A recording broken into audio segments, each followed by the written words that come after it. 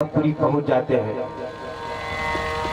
द्वारिकापुरी जब पहुंचते हैं वहां पर द्वारिकाधीश कहे जाने लगे। भगवान श्री कृष्ण कभी भी राजा का पद स्वीकार नहीं किए, क्योंकि उनका कहना था कि रामावतार में एक बार राजा बनने के चक्कर में 14 वर्ष का वनवास हो गया, अब नहीं राजा बनूंगा। उग्रसेन जी को राजा बना करके बैठे थे। और अगर इसको समझ लें तो जैसे राष्ट्रपति और प्रधानमंत्री, राष्ट्रपति रहते थे उग्रसेन जी और प्रधानमंत्री रहते जी कन्हैया जी। होता वही है जो प्रधानमंत्री जी कहते हैं, लेकिन हर होने में उग्रसेन जी मुंडी हिला देते हैं, इट्स ओके, नो प्रॉब्लम। इस तरीके से भगवान श्री कृष्ण द्वारिकाधीश के शुभ नाम से जाने जाने लगे। और इसी बीच भीष्मक विदर्भ देश के जो राजा हैं उनकी एक पुत्री है जिसका नाम है रुक्मिणी। उसके 5 भाई हैं, रुक्मी, रुक्मरग, रुक्मबाहु, रुक्मकेश और रुक्माली। उसी दरमियान शिशुपाल, दंतवक्र, शाल तथा पौंड्र, विदुरथ, ऐसे 5 राजाओं का एक संगठन था जो एकत्रित होकर के किसी भी राज्य पर आक्रमण करते थे और उस राज्य को जीत लेते थे। रुक्मी बहुत राजनीतिक था। उसने ये सोचा कि अगर इस संगठन में प्रवेश मिल जाए तो होगा ये कि हमारा जो विदर्भ देश है ये सुरक्षित भी हो जाएगा। और अभी ये 5 ही मिल करके डांका डालते हैं किसी भी राज्य में, हम 6वें हो जाएंगे तो डांका डालने पर, जो कि डांका डालने का मतलब ये तो 6 मिलकर लड़ेंगे और जो कुछ भी मिलेगा उसमें मेरा भी हिस्सा लगेगा। इसी राजनीतिक दृष्टिकोण से उसने उपाय सोचा और समझा कि इस संगठन में सबसे ज्यादा बोलबाला है शिशुपाल का, तो शिशुपाल को क्यों ना अपना संबंधी बना लिया जाए, बहनोई बना लिया जाए, अपनी बहन रुक्मिणी का विवाह कर दिया जाए। लेकिन देवर्षि नारद के द्वारा भगवान श्री कृष्ण की लीलाओं का वर्णन सुनने के बाद रुक्मिणी जी पूरी तरीके से अपने आप को समर्पित कर चुकी थी श्री कृष्ण के चरणारविंदों में। जब रुक्मिणी जी को ये भनक लगी कि भाई रुक्मी मेरा विवाह शिशुपाल से करना चाहता है, तो उन्होंने पिताजी से कह करके कि पिताजी हमारी इच्छा है कि मेरा विवाह द्वारिकाधीश से हो। तो पिताश्री भीष्मक जी कहे, पुत्री हमें कोई आपत्ति नहीं है, जैसा तुम कह रही हो हम मान जाते हैं। और लगभग जैसे परीक्षा होता है ऐसे हो गया था कि हाँ रुक्मिणी का विवाह श्री कृष्ण से होगा। लेकिन राजनीतिक दृष्टिकोण के मद्देनजर रुक्मी ऐसे था जैसे उग्रसेन के सामने कंस था कि बाप की चलने नहीं देता था। भीष्मक जी की इच्छा थी कि बिटिया का विवाह द्वारिकाधीश से हो, लेकिन रुक्मी वीटो पावर लगा दिया और बोला नहीं होगा, इसका विवाह होगा तो केवल शिशुपाल से होगा। पिताश्री दोबारा रुक्मिणी जी से संवाद करते हैं और बोलते हैं, बिटिया हम मन से तुम्हारे साथ हैं, लेकिन हम इसका डिक्लेरेशन नहीं कर सकते हैं, नहीं तो उग्रसेन की जैसी मेरी स्थिति हो जाएगी जो स्थिति कंस ने किया था उनकी। बात और आगे बढ़ी। अब तो रुक्मी इतना आतुर हो गया कि सरेआम घोषणा करवा दी सभी राज्यों में कि हमारे बहन रुक्मिणी का विवाह चेद नरेश के पुत्र शिशुपाल से होगा। रुक्मिणी जी समझ गए कि अब कुछ करना पड़ेगा। रुक्मिणी जी सुदेव नाम के ब्राह्मण को याद करती है तो वो सुदेव ब्राह्मण आते हैं और उनको अपना संदेशा लिख करके, एक पत्र लिख करके कहते हैं कि ले जा करके इसे द्वारिकाधीश को दे दीजिए। संसार में प्रेम पत्र लिखने की परंपरा बहुत पुरानी है, लेकिन शायद ये सबसे पहला प्रेम पत्र होगा जो राजकुमारी रुक्मिणी के द्वारा लिखा गया। और इस प्रेम पत्र को सुदेव ब्राह्मण द्वारिकाधीश के महल में पहुंचते हैं लेकर के और कहते हैं कि हे श्री कृष्ण, हे द्वारिकाधीश, बहुत कॉन्फिडेंशियल मैटर है। विदर्भ देश के भीष्मक राजा की पुत्री रुक्मिणी का बहुत कॉन्फिडेंशियल ये लेटर है, आपसे हम एकांत में मिलना चाहते हैं। भगवान श्री कृष्ण कहते हैं कि देखिए, विदर्भ देश और द्वारिका का संबंध पहले ही खट्टा हो गया है, क्योंकि एक बार विवाह तय हो चुका है और फिर उसुक गया।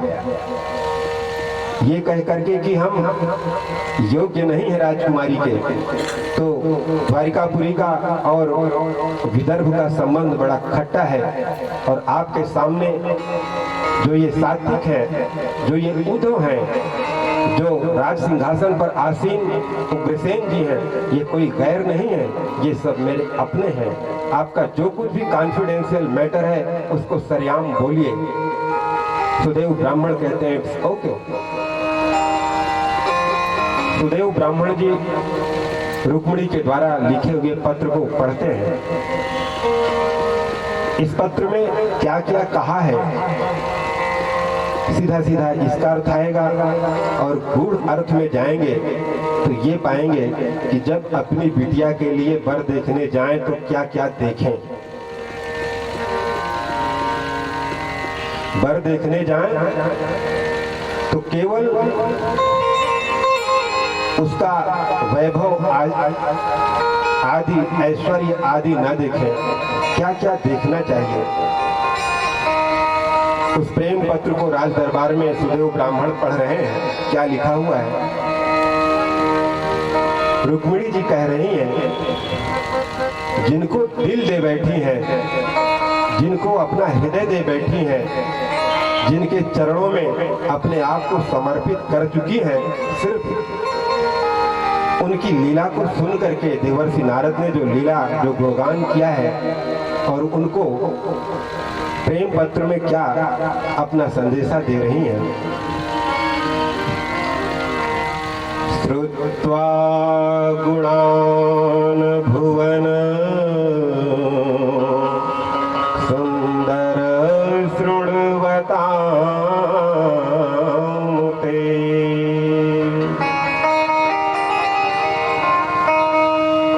हमने आपको देखा नहीं है, लेकिन हे द्वारिकाधीश, श्रुत्वा गुणान भुवन सुंदर, आपके गुणों को सुन करके हमने ये पाया है कि आप तीनों लोकों में अगर सुंदरता का पैमाना कहीं पर है तो वो पैमाना आपकी सुंदरता की सौंदर्य को, आपके सौंदर्य की सुंदरता को पढ़ नहीं सकता है, नाप नहीं सकता है।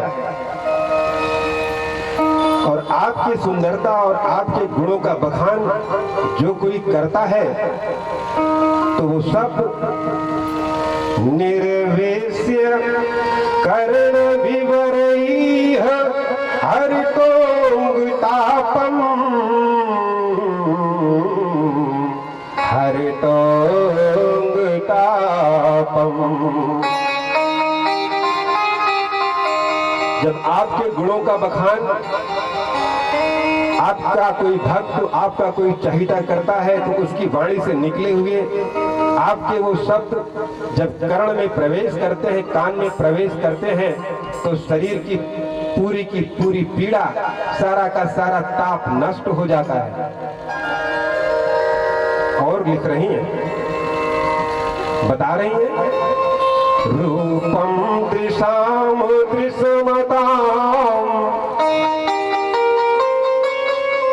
अखिलार्थुलाभम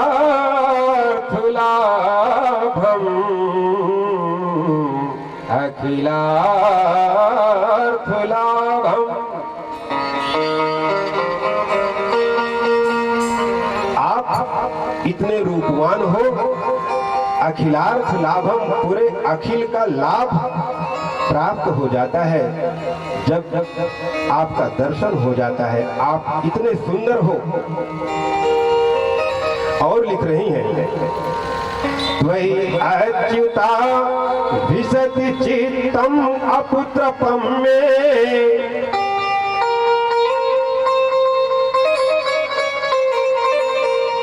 और इस रूप, इस गुण को, आपके सौंदर्य को सिर्फ सुना है, देखने का सौभाग्य प्राप्त नहीं हुआ है, लेकिन सुन करके ही अब हम इतना बेशर्म हो गई हैं कि आपके सिवा मुझे कोई भाता नहीं है।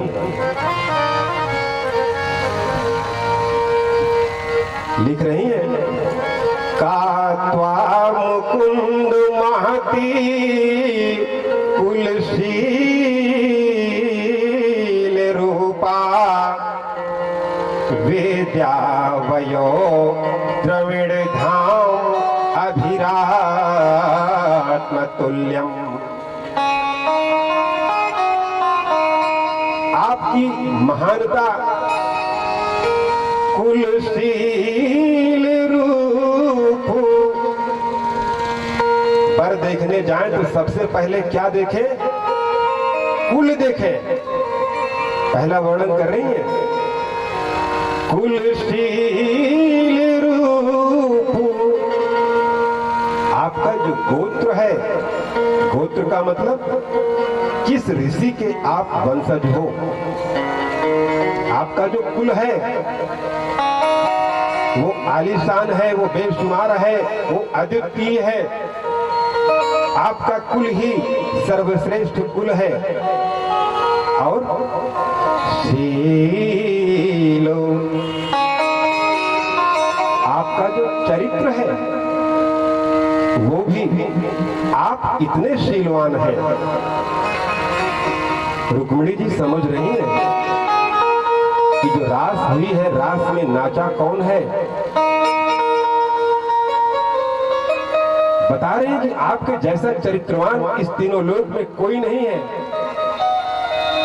कुलशील रूप, तीसरी बात कह रही है, रूप पर देखने जाएं तो सबसे पहले कुल देखें, और कुल से अगर सेटिस्फाई हो जाएं तो देखें कि लड़का का चरित्र कैसा है, वो चरित्रवान है कि नहीं। और जब ये हो जाए तो उसके बाद उसका रूप देखें।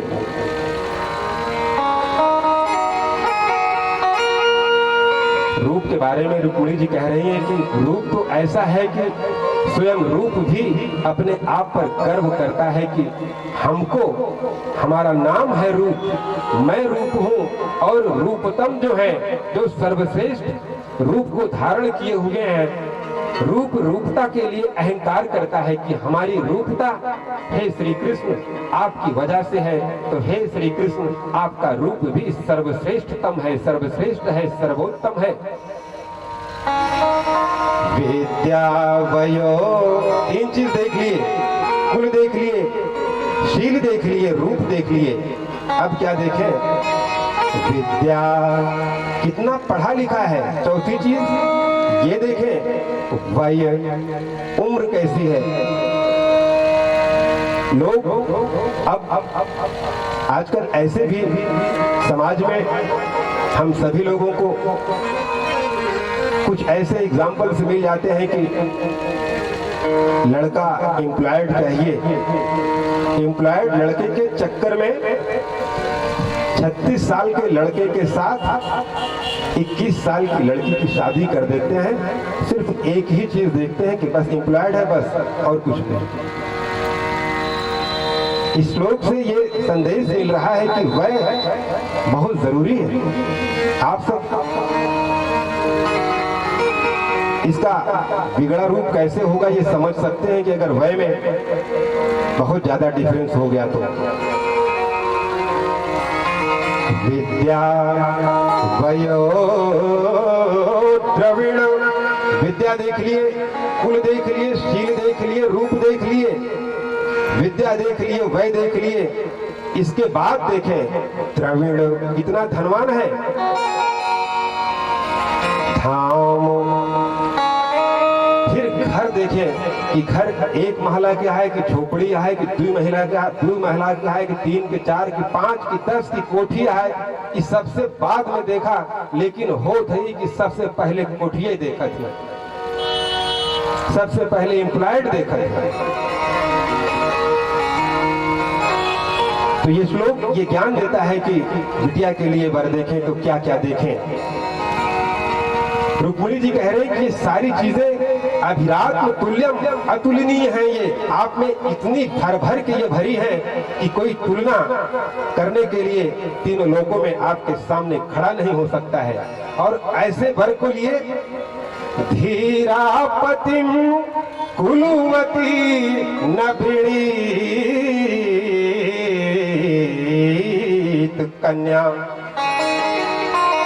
ऐसी कौन सी कन्या होगी जो ऐसे वर के लिए अपने आप को न्यौछावर न कर देगी। हम तो कुर्बान हो गई हैं। और एक बात सुन लीजिए, पत्र में लिखा हुआ है, काले नृसिंह नरलोक मनो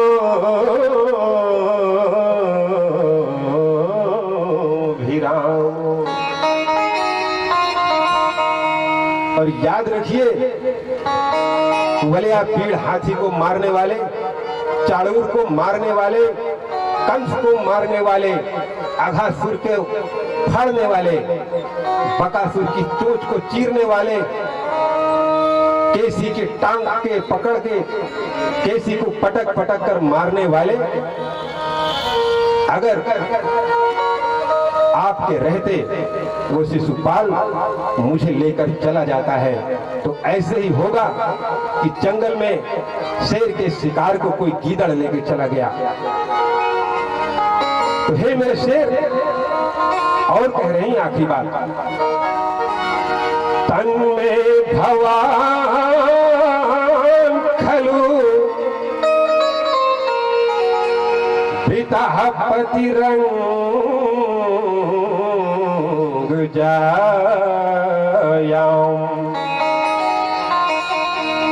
मैंने आपको अपना पति मान लिया है, हम आपसे विवाह करके ही रहेंगी, और अगर आप मुझसे विवाह नहीं करोगे तो आत्मा अर्पित भवो तो अत्र विभो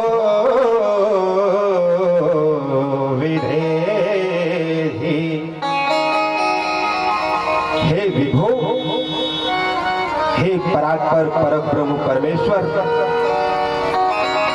अगर आप को हम पति बनाने में फेल हो गई, असमर्थ हो गई, तो याद रखिए गले में पड़ी हुई ये मड़ियों की माला की मड़ी निकाल करके मुख में रख लूंगी और अपनी शरीर त्याग दूंगी। इस तरीके से प्रेम पत्र को पढ़ा गया। भगवान श्री कृष्ण, भगवान श्री राम केवल प्रेम प्यारा, राम है केवल प्रेम प्यारा, केवल प्रेम चाहिए, कुछ भी नहीं चाहिए, केवल भाव चाहिए बस। जब इतने गहरे, इतने समर्पित भाव को जब श्री कृष्ण ने देखा, समझा और सुना, तो तारुक को आवाज देते हैं, तारुक रथ को तैयार करो और तुरंत विदर्भ चलो। विदर्भ जाने में काफी समय लगता है, लेकिन भगवान के लिए कहा गया है कि वो स्वराट है, स्वयं प्रकाशित है, वो प्रकाश है। और हम सभी पढ़े लिखे लोग हैं, प्रकाश की स्पीड होती है 10 into 10 to the power 8 meter per second. It is the rate of light. 1,00,000 kilometre पर सेकंड की गति होती है, तो द्वारिकापुरी से विदर्भ अमरावती की बहुत लंबा नहीं है। लेकिन लीला करते हुए दारू को कहते हैं रथ को तैयार करो, सुदेव ब्राह्मण को बिठाते हैं, रथ पर सवार होते हैं और दारू को कहते हैं कि भगा करके रथ पे चलो, क्योंकि वहां पर मेरी प्रियतमा जो मेरे लिए तड़प रही है वो इतना अब आतुर हो गई कि मर जाएगी। जब भक्त ही नहीं रहेंगे तो भगवान क्या करेंगे। चलो, दारू रथ को दौड़ाता है और जब विदर्भ देश की सीमा पर पहुंचता है तो भगवान कहते हैं कि दारू, देखिए विवाह का मामला है, युद्ध ना हो, खून खराबा ना हो तो अच्छा होगा। ऐसा करो कि कोई जनाना रथ देख लो। तो एक महारानी भी जा रही थी। पहले के समय में मोबाइल तो था नहीं कि एक गाड़ी बिगड़ गई तो मोबाइल से फोन करेंगे दूसरी गाड़ी आ जाएगी। जब महारानियां चलती थी तो 3-4 खाली रथ चलते थे, इसलिए कि किसी के रथ का पहिया टूट गया तो पीछे के रथ में बैठ जाती थी, किसी के घोड़े की टांग टूट गई तो दूसरा घोड़ा लगा लिया जाता था। तो पीछे वाले रथ पे दारूक ने रथ को टच कराया और ड्राइवर को लड़ने में कितना समय लगता है वो बोला तुमको कितना दिखता है, वो बोला तुम्हारे बाप को नहीं दिखता है, कांच बंद रहता है और दोनों गाली देते हैं।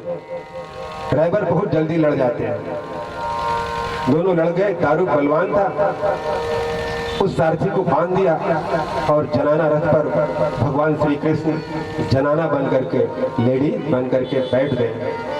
पर्दा गिर पड़ा है, पर्दे के अंदर से श्री कृष्ण गोविंद लीलाधारी दारू को कहते हैं कि देख आगे आरटीओ चेकिंग है, कागज पत्तर भी ले ले इसका। तो बोला सरकार ले लिए हैं। बोला और स्थिति विकराल हो सकती है। वो जो रथ था किस देश का था और वो देश के सारथी का सैल्यूट करने का तरीका क्या है वो भी सीख ले। बोले सरकार वो भी सीख लिया हूं। और जैसे ही विदर्भ देश की राजधानी में प्रवेश करते हैं तो भगवान श्री कृष्ण कहते हैं दारू से कि दारू थोड़ा पेड़ पर चढ़ करके देख कैसी तैयारी अंदर है, प्रवेश करना है, खून खराबा होना नहीं चाहिए। तो बोला सरकार स्वयं शिशुपाल सेनापति बना हुआ है, नंगी तलवार लेकर के घोड़े पर सावधान सावधान करते हुए सभी को हाई अलर्ट पर रखा है, धारा 144 रखा है, देखते ही गोली मार दी जाए। कोई भी अगर दुश्मन दिखे तो उसे गोली मार दी जाए, अर्थात उसके मस्तक को अलग कर दिया जाए। बोले कोई बात नहीं। महल का वो बड़ा दरवाजा खुलता है, प्रवेश होता है जनाना रथ का जिसमें भगवान श्री कृष्ण बैठे हुए हैं पर्दे के अंदर, और दारू प्रवेश करता है। शिशुपाल तुरंत आता है, बोलता है कौन? बोला सरकार चैत नरेश के आपके पिताश्री के राज्य से आया हूं। बोले पहले तो कभी नहीं दिखा। तो कहा सरकार नया रिक्रूटमेंट है, एकदम नया रिक्रूटेड हूँ। बोले के कौन आया है? बोला आपकी बहन आई है। रथ में कौन बैठा है? बोला आपकी बहन बैठी है।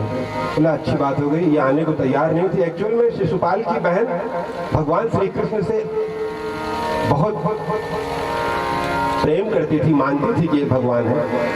तो उसने पहले ही कहा था कि अगर तुम कृष्ण को हराना चाहते हो तो हरा नहीं पाओगे। और दोनों में कहा सुनी हो गई। उसने कहा तेरी शादी में आऊंगी नहीं। जब शिशुपाल जाना की बहन आ रही तो बहुत खुश हो गई, बहुत खुश हो गया वो कि चलो बहन नहीं आ रही थी, आ गई, अब पाँव पूजने में अच्छा होगा। अब बहन आ गए हैं तो बाकी लोग भी जो जैसे हैं आ ही जाएंगे। लेकिन राजनीति में विश्वास किया नहीं जाता है। रथ आगे बढ़ा तो शिशुपाल की बहन की आदत थी कि जब शिशुपाल उससे मिलता था तो शिशुपाल के मुंह को उसे खरगोट लेती थी, पंजा मार देती थी वो। तो राजनीति में विश्वास नहीं किया जाता है। एक ही घर से लोग, बाप अलग पार्टी में बेटवा अलग पार्टी में। तो पहले तो शिशुपाल बोल दिया कि जाओ, लेकिन बोला रुको चेक करना है। तो पर्दा हटाया और जैसे मुंडी डाला वैसे भगवान बस ऐसे खरोंच लिए तो एकदम बाहर निकला और उसकी नाक एकदम जोकर के जैसे लाल हो गई। बोला दूल्हा बनने के पहले ही ये तो काम बिगड़ जाएगा। बाद बोला बहुत बहनिया बहुत मोटाए गया, बहुत तगड़ी हो गया, बहुत जोर से आज खरगोट ले।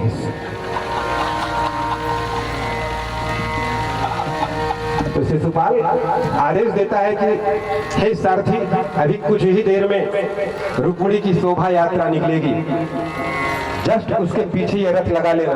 सरकार श्री कृष्ण सोचते हैं कि अपने आप लक्ष्य तक भेज रहा है, बहुत बढ़िया, हे नारायण बहुत बढ़िया कर। शोभा यात्रा जब निकली इसलिए निकली थी कि ये परंपरा थी रुक्मिणी के परिवार की कि शादी के पहले माता गौरी का पूजन होना है। और ये ड्यूटी थी भगवान श्री कृष्ण को रुक्मिणी जी कि ये हमारे यहाँ की परिपाटी है, मैं निकलूंगी, अगर कुछ नहीं कर पाना तो मेरा हरण कर लेना, लेकिन रहूंगी तो तेरे साथ ही रहूंगी, नहीं तो नहीं रहूंगी। और वही शोभा यात्रा निकल रही है रुक्मिणी जी के महल से गौरी के मंदिर तक जाने के लिए। शोभा यात्रा कैसे दिख रही है, वो शोभा यात्रा का वर्णन गुरुदेव प्रभु चेतना स्वरूप प्राण स्वरूप के चरणारविंद कहते हैं कि सबसे आगे हाथी पर बैठे हुए ब्राह्मण चल रहे हैं और स्वस्ति वाचन कर रहे हैं। स्वस्ति न इंद्रो बृहस्पतिः, स्वस्ति न भूर्भुवः स्वस्ति नस्तार्क्ष्यो अरिष्टनेमिः, स्वस्ति नो बृहस्पतिर्दधातु।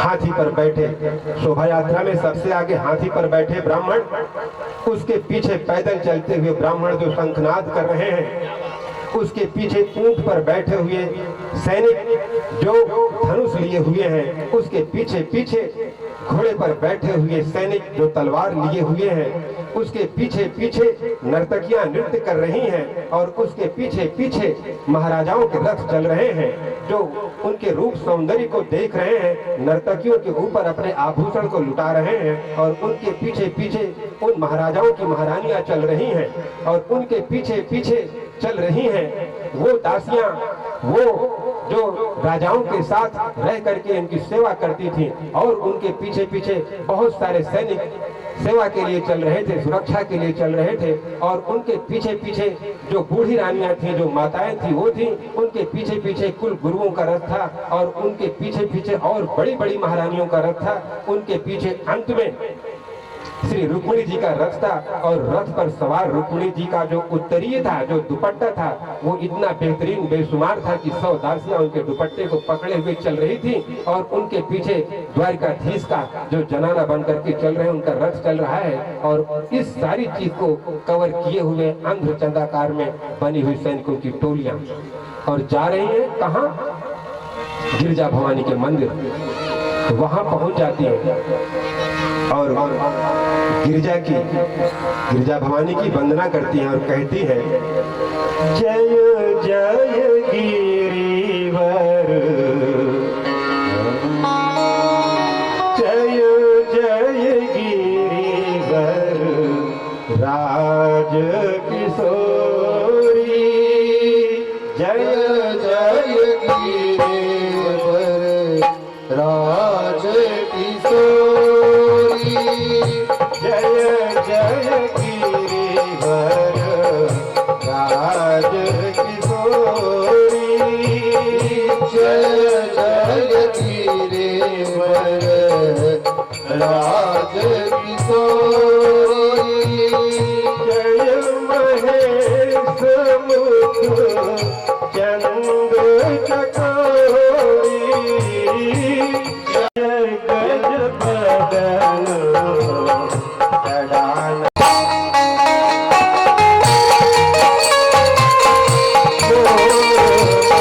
मनोरथ जान के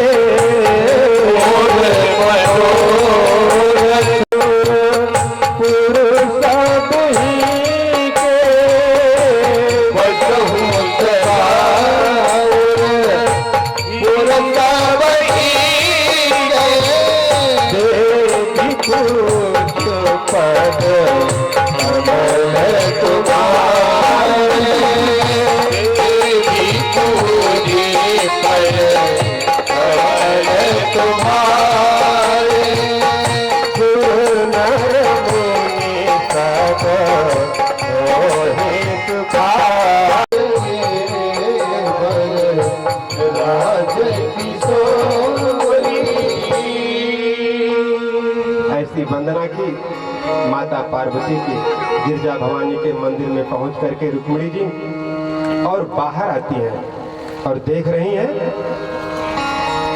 कि हमने तो पत्र भेजा था और सुदेव ब्राह्मण ने ये बताया कि वो आ गए हैं, लेकिन उनका कहीं नामो निशान नहीं दिख रहा है, कहीं दिख नहीं रहे हैं।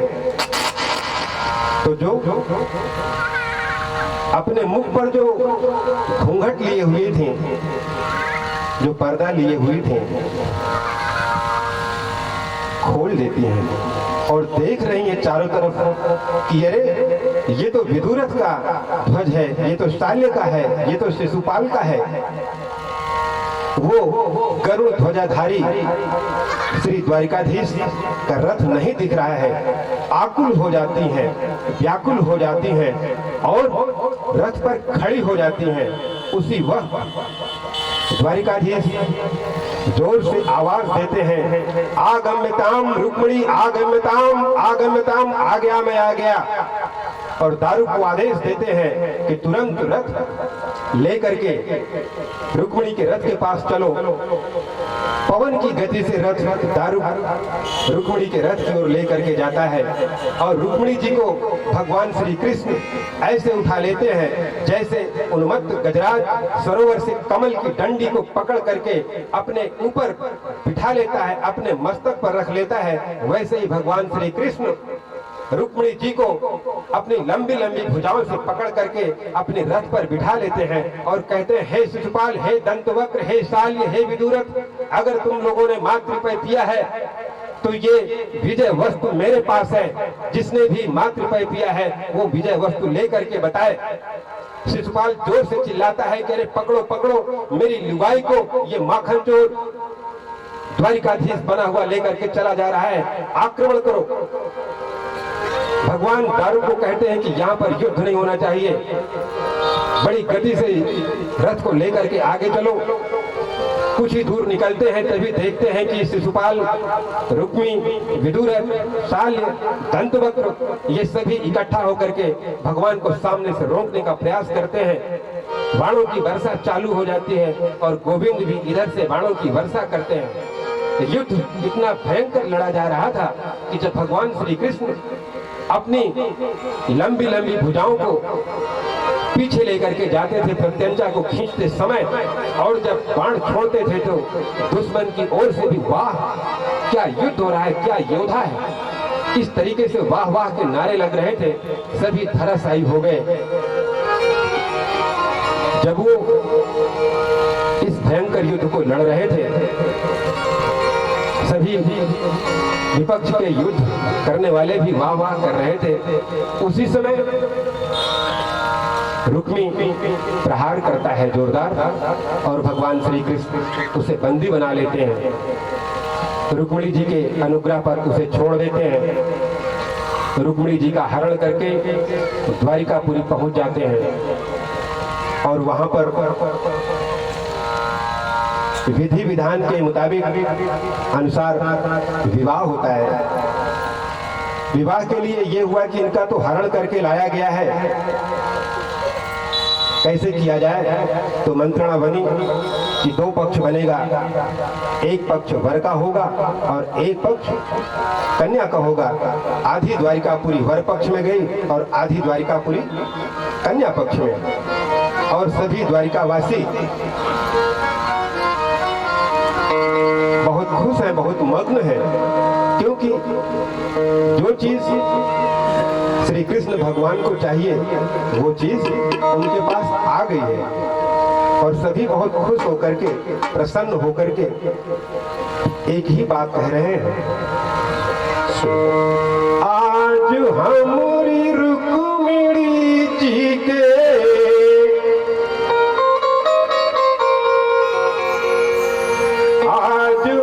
हमारी रुक्मिणी जी के ब्याह की लगनिया है सखी घर घर मंगल, बाजन बाजे घन घोर है सखी घर घर मंगल, बाजन बाजे घन घोर है सखी लगनिया है सखी घर घर मंगल, बाजन बाजे घन घोर है।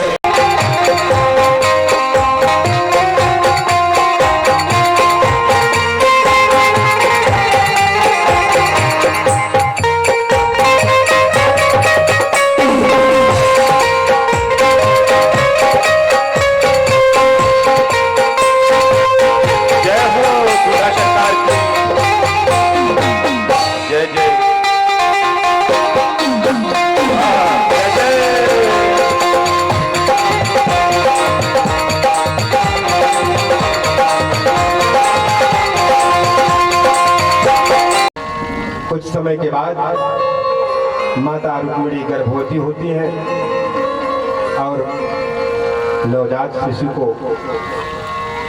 जन्म देती हैं। लेकिन घटना ऐसी घटी कि प्रसव के 10वें दिन ही अर्थात 10 दिन के शिशु को एक राक्षस जिसका नाम था शंबरासुर, वो लेकर के वायु मार्ग से महल से दूर जाने लगा। जाते जाते समुद्र में फेंक दिया। समुद्र में फेंका तो एक मछली खा गई और वो मछली जिस मछुआरे ने पकड़ा, संयोगवश शंबरासुर के महल में किचन का कार्यभार, रसोई घर का कार्यभार जो संभालते थे, वही मछली खरीद करके लेकर के आए, जो मछली शंबरासुर के द्वारा फेंके हुए नवजात शिशु 10 दिन के शिशु प्रद्युम्न जी को निगली हुई थी, निगल गई थी, तो उसके पेट में थे प्रद्युम्न जी।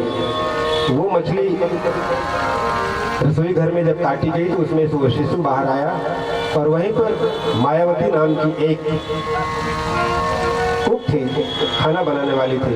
उसके पास कोई पुत्र नहीं था, तो सबने ये निश्चित किया कि इसको ही दे दिया जाए। लेकिन पीछे की कथा यह है कि जब भगवान भूत भवन भोलेनाथ के द्वारा भगवान शंकर के त्रिनेत्र से भस्म हुआ कामदेव,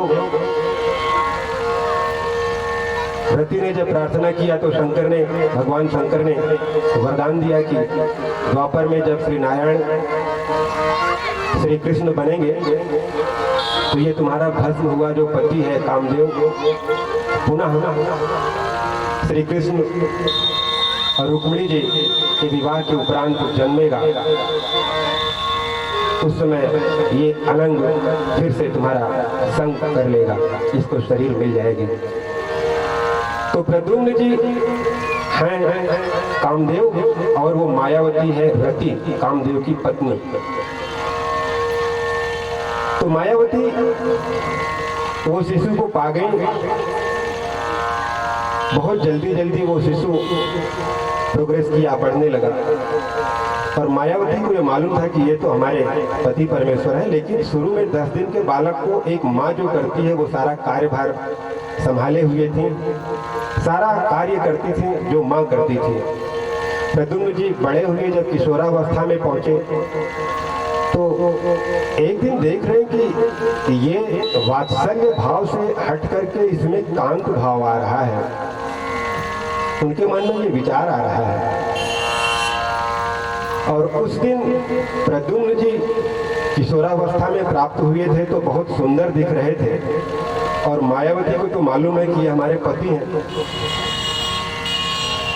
तो मायावती को रहा न गया जब उसने कांत भाव से प्रद्युम्न जी के नजदीक गई और प्रद्युम्न जी समझ नहीं पा रहे हैं, प्रद्युम्न जी समझ नहीं पा रहे हैं। उनको बड़ा आश्चर्य लग रहा है कि वात्सल्य से कांतत्व कैसे प्रकट हो रहा है, कुछ कैसे ही कर रहे हैं, समझ नहीं पा रहे हैं। तब तक सामने आसन पर बिठा करके प्रद्युम्न जी को और पूरे कांत रस में डूबी हुई मायावती कहती हैं, सैया मिले लड़कैया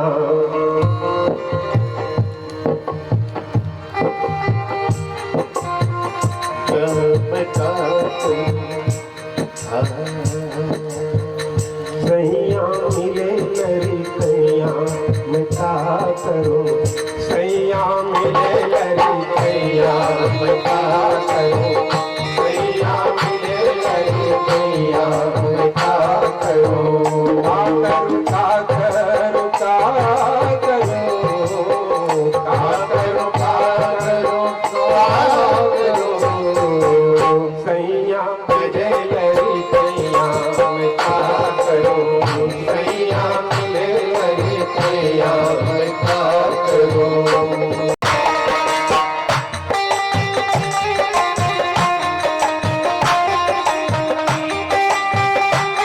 क्या कह रही है मायावती जी,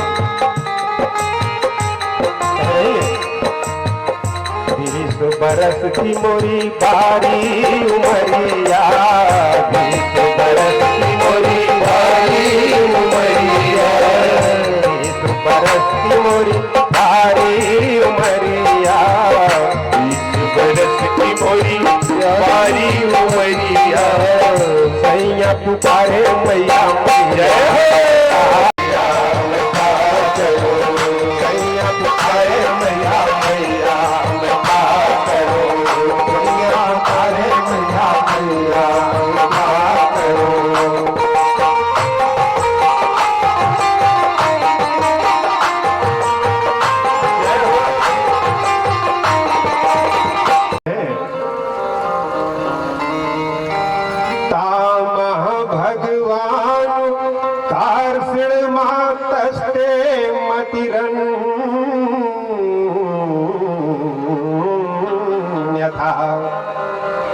कह रहे हैं, ताम अह भगवान प्रद्युम्न माता ते मति अन्यथा।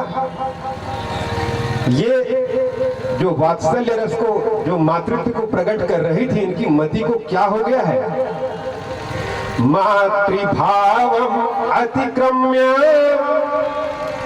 मातृभाव पर अतिक्रमण कर दिया, मातृभावम अतिक्रम्य वर्तते कामिनी यथा, वर्त से कामिनी यथा, कामिनी के जैसे, हे मातृत्व को लहराने वाली, वात्सल्य रस को उड़ाने वाली, छलकाने वाली, हे देवी जी, मातृत्व से कांतत्व, मातृत्व से मातृपद से कामिनी का पद माजरा क्या है। तो बताती हैं मायावती जी कि हे प्रद्युम्न जी, आप साक्षात कामदेव जी हैं, आप श्रापित थे भगवान शिव के द्वारा, और मेरी याचना पर, मेरी प्रार्थना पर आशुतोष भगवान भोलेनाथ प्रसन्न हुए और उन्होंने मुझसे ये कहा कि ये ऐसा होगा, तो आप वही कामदेव हो, प्रद्युम्न बन करके आप हो और मैं आपकी अर्धांगिनी रति हूं। भगवान प्रद्युम्न मायावती के द्वारा बताए हुए मायावी शक्तियों का प्रयोग करते हुए दोनों द्वारिकापुरी पहुंच जाते हैं और वहां पर दोनों का स्वागत सम्मान द्वारिकाधीश के निगरानी में सभी लोग करते हैं। भगवान का पहला विवाह हुआ रुक्मिणी से, उसके बाद पुत्र का विवाह हुआ प्रद्युम्न का मायावती से। तदोपरांत समंतक नाम की एक मणि थी, सत्राजित की थी, गायब हो गई। सत्राजित का भाई प्रसेन लेकर के गया, प्रसेन मारा गया। जामवंत की पुत्री जाम्बवती के द्वारा पुनः प्राप्त किया गया। जामवंत जी दहेज में पुत्री को दिए समंतक मणि के साथ, तो जाम्बवती से विवाह हुआ दूसरा। तीसरा विवाह सत्राजित की पुत्री सत्यभामा से, चौथा कालिंदी से, पांचवा मित्रविंदा से, छठा सत्या, सातवां भद्रा, आठवां लक्ष्मणा से। ऐसे 8